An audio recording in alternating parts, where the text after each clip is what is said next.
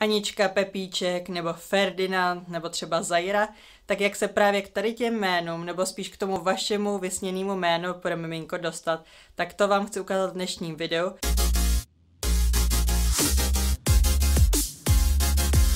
Ahojky, vítám vás u dnešního videa, které bude teda celé o tom, jak vybrat to nejlepší a nejúžasnější jméno pro vaše miminko.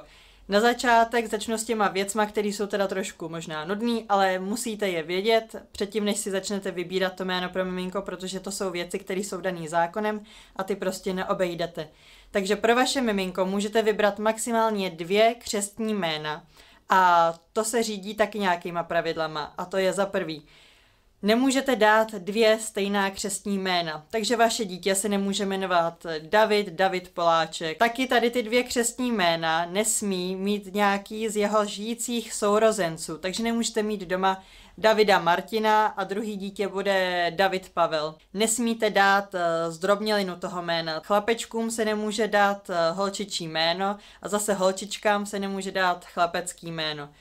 Existují samozřejmě nějaký jména, hlavně pokud budete hledat v cizině, tak se setkáte vlastně s tím, že to jméno, který se třeba normálně používá pro holčičku, tak se používá i pro chlapečka a zase obráceně.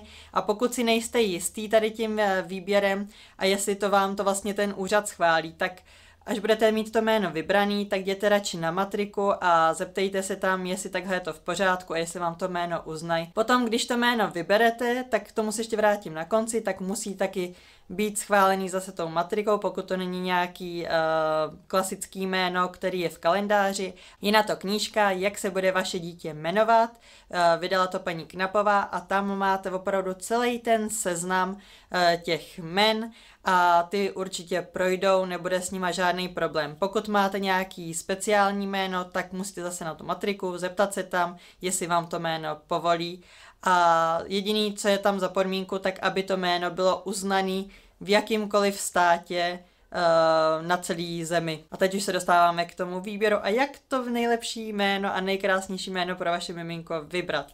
Můžete se teda vydat cestou klasika, exotika nebo nějaký mezinárodní jméno. Pokud jste oba dva partneři Češi, chcete nějaký klasický jméno, český jméno, tak určitě se vydejte tady tou metodou, vyhledejte si nějaký klasický český jména nebo se podívejte na nějaký statistiky, podívejte se běžně do kalendáře.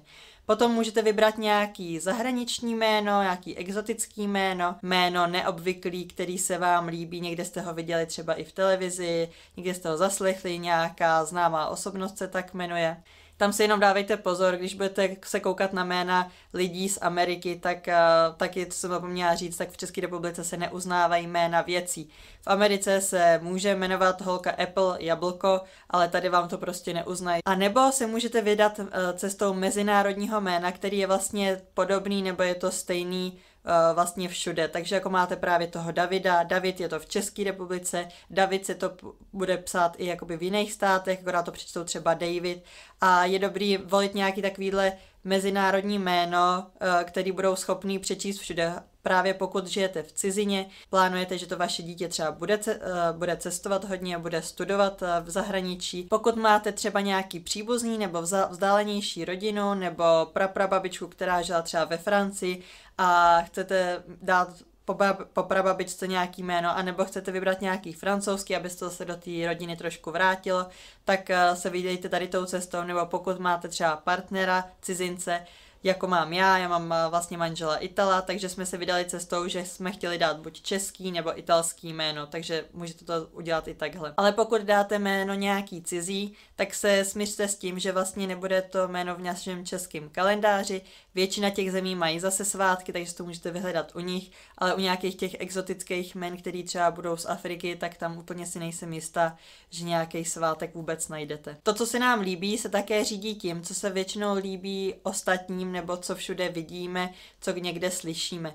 Pokud si chcete vybrat nějaký jméno, který je ne tak používaný, tak se podívejte na nějaký statistiky. Při výběru můžete také přihlídnout ke jménu vašich babiček, maminek, tatínku, ale také k jménu sourozence toho miminka. Pokud už máte doma nějaké dítě, tak můžete nějak k sobě třeba ladit ty jména, protože budete chtít, aby měli děti prostě jméno od M například, nebo od A, takže budete chtít Aničku a další dítě bude třeba Amálie, nebo to můžete ladit, aby to k sobě nějak se hodilo, například někdo to dělá podle slavných dvojic, takže někdo bude mít doma Romea a Julii, je to opravdu na vás, anebo právě někdo dává jména, které se objevily už v jeho rodině, anebo to máte jako tradici, že prostě všichni chlapci v rodině se budou jmenovat Jan, takže vaše dítě prostě bude automaticky Jan, což vám teda hodně usnadnilo výběr. Pokud už jste vlastně vybrali nějaký jméno nebo máte nějaký své favority, tak teď si zkuste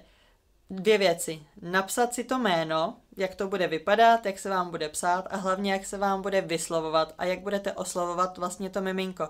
Protože se vám může líbit nějaký jméno, třeba mně se líbilo Alessandra, ale teď si musíte vlastně uvědomit, dobře, líbí se mi jméno například ta Alessandra, ale jak té holčičce budu říkat?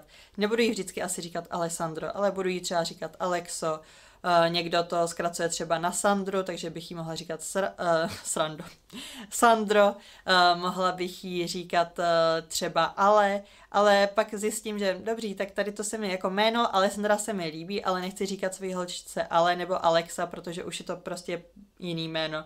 Takže tady to jméno automaticky vyřadím. Takže to opravdu zkuste, protože pak se vám to jméno třeba nebude dobře vyslovovat, nebo se vám nebude už tolik líbit. No a pokud už si to jméno píšete a zkoušíte, jak to bude vypadat na papíře, tak si to zkuste napsat i s vaším příjmením, protože je dobrý, nebo bylo by to hezký, kdyby to jméno vlastně trošku ladilo s příjmením.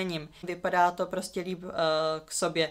Pokud máte třeba hodně dlouhý příjmení, tak si myslím, že je dobrý volit třeba ne tak úplně dlouhý jméno, nebo nedávat třeba ty 2 jména, nebo aspoň ne tak dlouhý ty 2 jména, protože potom vlastně chudák dítě, když to tak řeknu, tak než to jméno napíše někam na sešit a než to napíše někam do kolonek, hlavně třeba potom na úřadě, ani se tam nevejde a bude si říkat, ježišmarja, proč mi nemohli dát jiný jméno ty rodiče.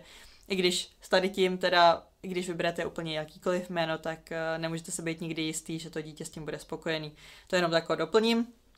Ale určitě se podívejte na to, jak to spolu vypadá na tom papíře, když už si to napíšete. Pokud s tím třeba nemáte problém, je vám to úplně jedno, jak to k sobě ladí, neladí, tak to vlastně neřešte a vyberte si prostě jenom to jméno, který se vám líbí. No a když už jdeme do detailu s těma jménama, tak někteří rodiče také přihlížejí k tomu, aby svátek nebyl moc blízko k narozeninám nebo k nějakým událostem, jako jsou třeba Vánoce. Když máte prostě Evičku, tak to bohužel vyjde na ten Štědrý den, nedá se s tím nic dělat. Ale pokud se vám to dítě narodí 23. prosince, nebo víte, že se vám narodí v prosinci a nechcete, aby to dítě vlastně mělo svátek, na Štědrý den a ještě k tomu narozeniny chvilku předtím a chcete mu to trošku rozložit, tak se může přihlížet právě i k tady tomu. A nevím, jestli jste to věděli, ale každé jméno vlastně má nějaký základ v historii a má nějaký význam.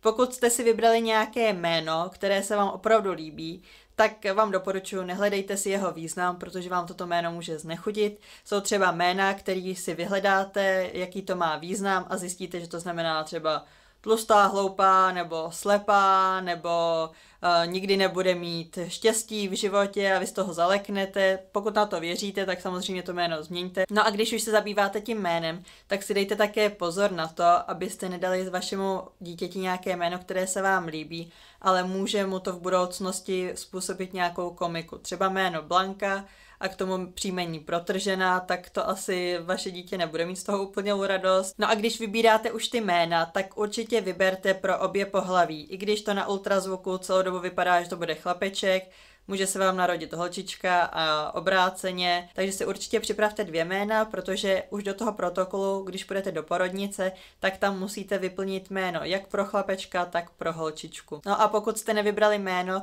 do té doby, než se to miminko narodí, tak na to máte ze zákona dalších 30 dní. No a teď už jdeme na ty praktické tipy, jak to udělat, nejenom takhle přemýšlet o tom. Jako první si myslím, googlete, jděte na Pinterest, jestli tady tu stránku neznáte, tak je to úžasný na nápady a napište si tam jméno miminka nebo jméno pro miminko, jméno pro holčičku, nebo to tam napište v angličtině, baby names, nebo a můžete tam napsat třeba rok, nebo pokud chcete třeba jméno jenom od A, nebo od Z, nebo nápady, nebo starý jména, opravdu tam je toho strašně moc, nebo nějaký knížky, a nebo právě tady tu knížku, jak se bude vaše dítě jmenovat, tak si ji vemte, vyškrtejte si tam vlastně jména, nebo podtrhněte si spíš teda ty jména, které se vám líbí, napište si seznam, a napište si ho jak vy, tak váš partner, a myslím si, že je dobrý napsat si seznam třeba takových jako 10 oblíbených jmen pro holčičku, 10 oblíbených jmen pro chlapečka, to se mi udělá váš partner, a potom si vlastně můžete buď navzájem,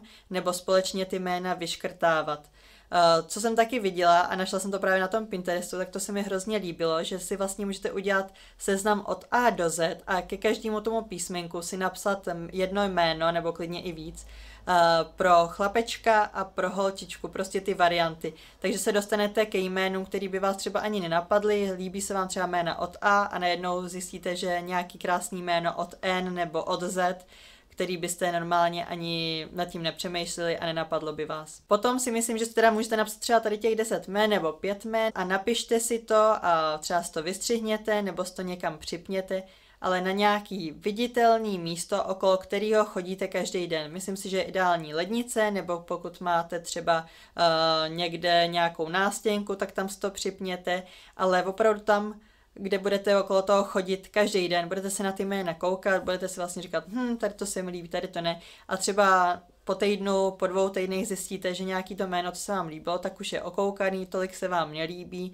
nebo se ho právě zkoušíte vyslovovat a řeknete si, to už se mi moc nelíbí, tak prostě tam jdete a škrtnete ho, nebo můžete udělat právě metodu toho, že to budete vyškrtávat po týdnu, po měsíci. Pak můžete dát taky trochu na štěstí a můžete si ty vaše oblíbené jména napsat na papírek a dát je třeba do nějaký misky a vylosovat si vyloženě to jméno. Potom můžete nechat hlasovat třeba vaši rodinu, a nebo pokud máte nějaký instagramový profil, kde vás sleduje třeba ta vaše rodina nebo nějaký vaši sledující, můžete tam dát třeba jenom pro srandu jména a dát vybrat lidem, který si myslí, že by se víc hodilo pro vaše miminko, nebo který by oni zvolili, nebo tam vyloženě třeba na Instagramu můžete dát otázku, nápady na jména pro dítě a uvidíte, že se vám tam sejde strašně moc nápadů. No a pokud jste se neshodli a máte víc favoritů a jsou to nějaký jména, který se dají trošku obměňovat, tak můžete buď dát teda ty 2 jména, protože můžete dát 2 křestní jména, takže budete mít radost i vy, i váš partner, a nebo můžete ty jména zkusit spojit. Pokud máte třeba jméno Liliana a dejme tomu Eliška, tak můžete to spojit a bude to Eliana. A třeba tady to jméno se vám bude strašně líbit. Řeknete si, jo, to je super, vlastně tam jsou obě 2 ty jména, které se mi hrozně líbily a můžu jí říkat jak Lily, tak Eli a vyjde vám z toho vlastně to nejlepší jméno, který jste si mohli vybrat. No a poslední tip, když opravdu si nevíte rady a chcete, aby to za vás někdo vybral nebo vám dal nějaký super tip, tak na to existují stránky, kde vlastně vidíte, jak to vypadá, takovej výběr, nebo jak může vypadat takovejhle výběr. A buď můžete dát jenom random, to je opravdu náhodný výběr, anebo tam můžete zadat nějaký kritéria, například, že chcete jméno pro holčičku nebo jenom pro chlapečka, chcete klasický jméno, chcete exotický jméno, chcete zvláštní jméno, nebo tam můžete napsat i příjmení, aby z toho hodilo k příjmení. Tady máte právě možnost i tu vybrat, jestli chcete, aby ten svátek byl blízko narozeninám a tak dále. Myslím si, že to je docela vtipný, jenom to aspoň zkusit, jaký jméno by vám osud přiřadil. No a to je ode mě pro dnešek všechno. Doufám, že jsem vám s tím výběrem trošku pomohla, i když z těch nápadů a typů se i mě vaří trošku hlava, ale doufám, že pokud jste nevěděli, jak vybrat to jméno, takže teď už víte. Já se na vás budu těšit v mém dalším videu a mějte se krásně a přeju vám hodně štěstí k tomu, abyste se dobrali co nejjednodušší cestou k tomu vašemu vysněnému a nejkrásnějšímu jménu pro miminko.